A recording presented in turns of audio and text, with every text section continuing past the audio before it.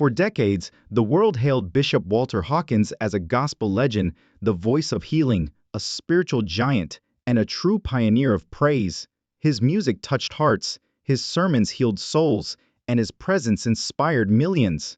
But behind the anointing, there was a silence that, until now, no one dared to break. Today, his son steps forward to share the untold story of Bishop Hawkins' final days. What he reveals will break your heart, challenge everything you thought you knew, and shake the very foundation of the legacy that has lived on for so long. For years, the world celebrated the timeless music of Bishop Hawkins, the soul-stirring Going Up Yonder, the iconic Love Alive series, and his undeniable impact on the gospel music world. His voice and ministry have inspired generations of worshipers. But while the world sang his praises, behind closed doors, a far more personal and painful story was unfolding. Behind the pulpit, behind the anointed lyrics, behind the Grammy Awards and chart-topping songs, Bishop Hawkins was a man battling silent struggles that no one knew about. And now, for the first time ever, his son, who has remained in the shadows for years, is revealing the truth about his father's final days,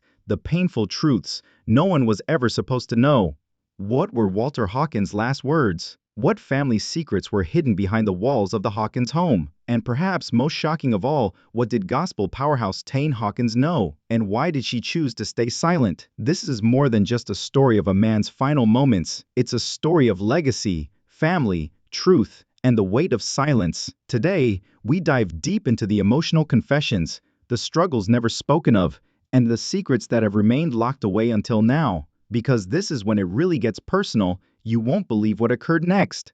Glory existed before the pain, before the whispers, before the quiet. Not every gospel singer was Bishop Walter Hawkins. He was an era's voice. He produced music that went beyond the walls of churches and into living rooms, radios, and people's hearts all around the world, with a velvet tone that could cut through grief and cheer broken hearts. Walter was meant to take the lead after being born in Oakland, California, into a musical family. However, no one could have foreseen how profoundly his impact would permeate gospel music's pulse.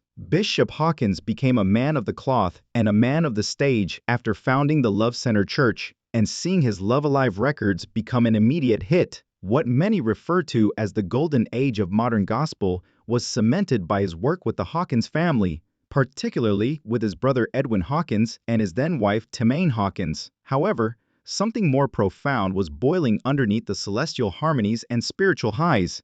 Many fans recall the Grammys, the world tours, the great accolades, and the celebratory moments. Few, however, are aware of the restless nights Walter spent, the silent struggles he faced, or the sacrifices made behind closed doors. This is when things become difficult. There were storms in Walter's personal life. Despite being strong on stage, his marriage to Timane started to fall apart due to the strains of touring, ministry, and personal issues. The pair experienced intense emotional disconnection at times. According to people close to them, the blaze of gospel stardom causes two anointed vessels to drift apart. The marriage eventually ended, but the respect endured. Nevertheless, rumors started to follow Bishop Hawkins even as the spotlight remained on him. Whispers about emotional suffering, health problems, and other things that even his audience didn't fully comprehend. His son was the only one who was able to observe this gospel icon's silent disintegration up close. However, few could have predicted what his son now, years later, discloses, including a last chat with his father that left him stunned and a fact Timane held for decades. In Section 2,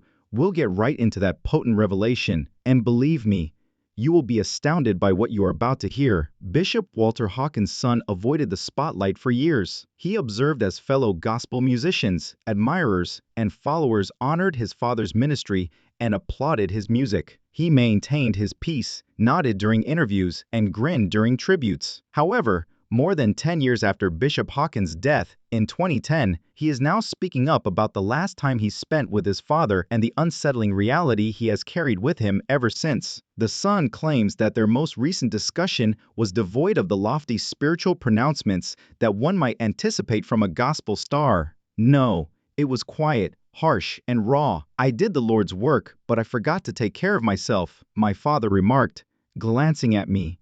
"I wasted time. I can't return to my true self, my family, or you."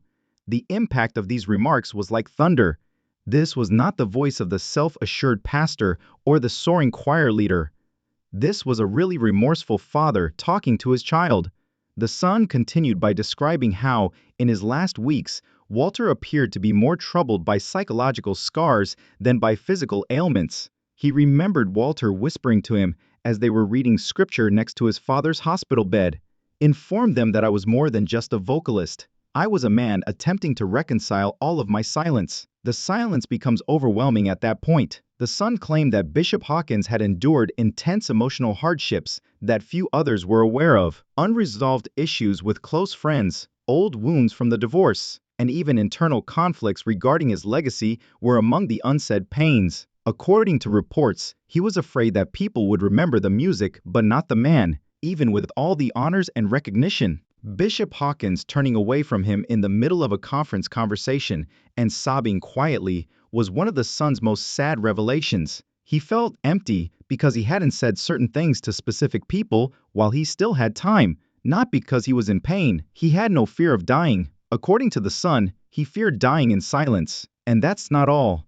The son also implied that Walter's long-standing ministry partner and ex-wife, Tremaine Hawkins, was far more aware of Walter's suffering than she ever disclosed. She reportedly sobbed as she gazed at the coffin during the funeral, not only from sadness, but also from the burden of unsaid words. According to a family source familiar with the matter, Tremaine sobbed as though she were concealing something. She spoke softly into the coffin. You could tell it was a farewell full of unresolved business even if no one could hear it. Despite this, she has never discussed it in public. The son reveals what he thinks Tremaine knew and why she decided not to talk about it in Section 3, which is the most astounding aspect. The reason she kept it to herself and how it relates to a spiritual pledge they both made decades ago may surprise you. Tremaine Hawkins is a gospel legend in her own right with a voice that might rock the sky. Beyond her charisma on stage and her soulful melodies, however, is a narrative and reality she never spoke about the man she loved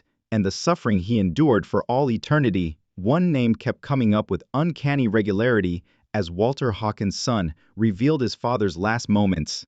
Tremaine, who had every reason to be resentful following their traumatic divorce, but instead opted for respectful silence, was the woman who had once stuck by him in ministry, marriage, and music. After years of secrecy, however, that quiet is now being questioned. And now that it's coming to light, supporters are reconsidering everything. The son claims that Tremaine arrived by himself, without cameras, the media, or any announcement, during one of the final family visits prior to Walter's death. Just the two of them.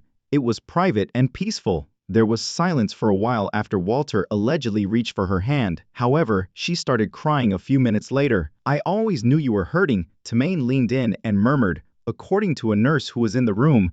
I simply didn't know how to assist without becoming a failure. The words were sharp as a blade. Tremaine is thought to have been aware of Walter's emotional difficulties and the weight of his roles as a leader, a father, a bishop, and a cultural figure for years. But she didn't share that information. Why?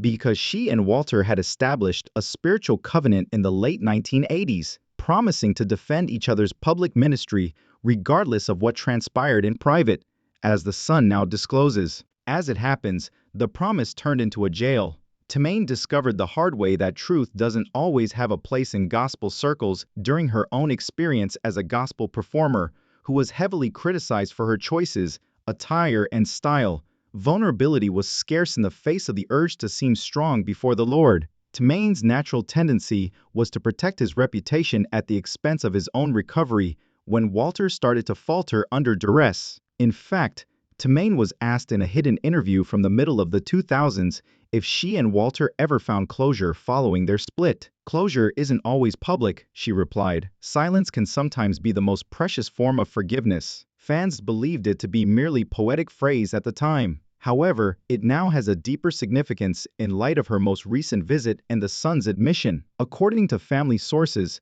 Tremaine also shielded some of Walter's journal writings from his darkest hours. His secret interactions with God are revealed in notes he never planned to disclose. Lord, if my music heals others but never reaches my own soul, did I do it right? Was one of the entries purportedly exchanged in private with the son. Take a moment to process that. The man whose voice cured millions, Walter Hawkins, questioned whether he would ever fully recover, and without using that reality as a weapon, discussing it in interviews, or making it a controversy, Tremaine kept it close to her heart. She was protecting herself by keeping quiet, not showing vulnerability. But now that Bishop Hawkins' son has spoken up, supporters are questioning if Tremaine should follow suit or if her acts have said enough. The gospel community responded with an overwhelming surge of introspection, rather than condemnation, when Bishop Walter Hawkins' son revealed the emotional truth of his father's last remarks. And after followers started to piece together what Tremaine Hawkins might have known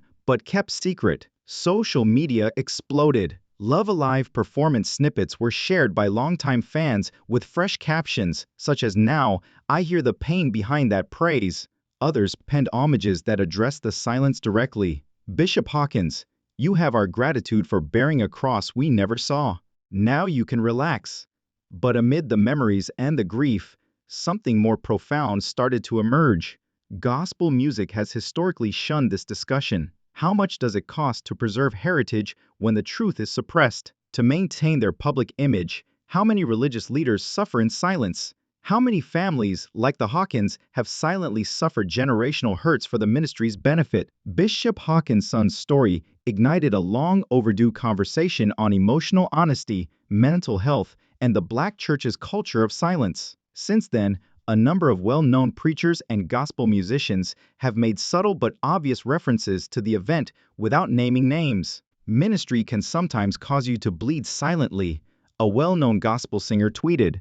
"We need to normalize leaders and pastors receiving assistance rather than merely providing it. The audience is not being ministered to if the pulpit turns into a stage where the broken must pretend to be whole," another pastor remarked on Instagram. "They are being deceived." Furthermore, Tremaine's silence is no longer seen by many in the gospel community as a weakness, but rather as a precaution, a means of preserving not only Walter's legacy, but also the church's precarious connection with emotional honesty. Because this is the harsh reality. Silence is frequently associated with strength in gospel culture. It is expected of leaders to smile through suffering, sing through grief, and pray through anguish. Admitting one's struggles is frequently interpreted as a sign of weakness or, worse, spiritual failure. However, quiet can also be a jail. As Walter Hawkins' son courageously disclosed, he expressed that although he values his father's music and his ministry, he was unable to bear the emotional burden of secrets that had been kept for too long. "I'm not trying to harm my father's legacy," he stated. "I'm working to set the individual responsible for the legacy free." That was something he deserved. Behind every great gospel, every choir robe, every fiery sermon, and every sold-out revival, there is a human being, a soul, a child of God, and sometimes all they need is to be heard. That one sentence echoed like thunder, and this is the end result, because Section 5 will conclude with a potent reminder of the lessons that Walter Hawkins' life and death may impart to us regarding respecting the truth, ending intergenerational silence, and finding both public and private healing. And the conclusion will stick with you, I promise. Bishop Walter Hawkins evokes the words wonderful, changed, and end. Lord, thank you. Songs that have cured generations. Songs that cheered us up during private moments of silent despair, funerals, sick rooms, and revivals. But now, because of his son's voice, which shook but did not falter, the man behind the song is eventually revealed to us. Furthermore, the dude was not flawless. He was not impervious to attack. He wasn't a legendary gospel hero. He was a human person with scars too deep for microphones, a parent and a preacher, a man who, in his last moments, whispered something that many people were unaware of. "I neglected to look for myself." He spoke about more than simply his personal path in those 9 sentences. He addressed a whole generation of ministry families, pastors, choir directors, and gospel leaders who sacrificed themselves for the church and occasionally lost themselves in the process. And Tremaine kept his secrets out of dignity rather than weakness. Her silence, which was once misinterpreted, now makes a stronger statement. This silence tragically postponed healing while simultaneously preserving heritage, family, and faith. As Walter Hawkins' son has now clarified, legacy need not equate to perfection. Legacy can signify openness, truthfulness, and recovery. "I do not want my father's memory to be solely honored at the pulpit," he stated. "Behind the scenes in therapy sessions and family circles, where the real work starts, I wanted to assist individuals. We are called to listen in that situation as supporters, adherents, and religious leaders. This has evolved beyond a gospel great, and his parting remarks. Now that the truth is out, this is about what we do with it. It's about making the decision to quit masking our suffering for aesthetic reasons. Allowing our leaders to be human is the key. It's about allowing oneself to feel, to recover, and yes, to talk. The gospel community is at a turning point. Do we still simply exalt the immaculate appearance, the immaculate gown, and the lectures that are prepared for the camera? Or do we start to see people who are called to serve as fully human? Because perhaps, just possibly, the most impactful Love Alive album is yet to be recorded. Families may be the ones who ultimately speak what has been kept silent, in the leaders who weep behind the pulpit and still find the strength to lead, in the women who grieve in quiet, and in the sons who dare to speak. We now honor Bishop Walter Hawkins in this way, not simply with a post or a song, but with the guts to be authentic with ourselves and one another. We would want to speak with you. Do you believe that the gospel community was awakened by Walter's last remarks? Was Tumain's quiet holy, or should she have spoken sooner? Please share your opinions in the comments section below. If this story resonated with you,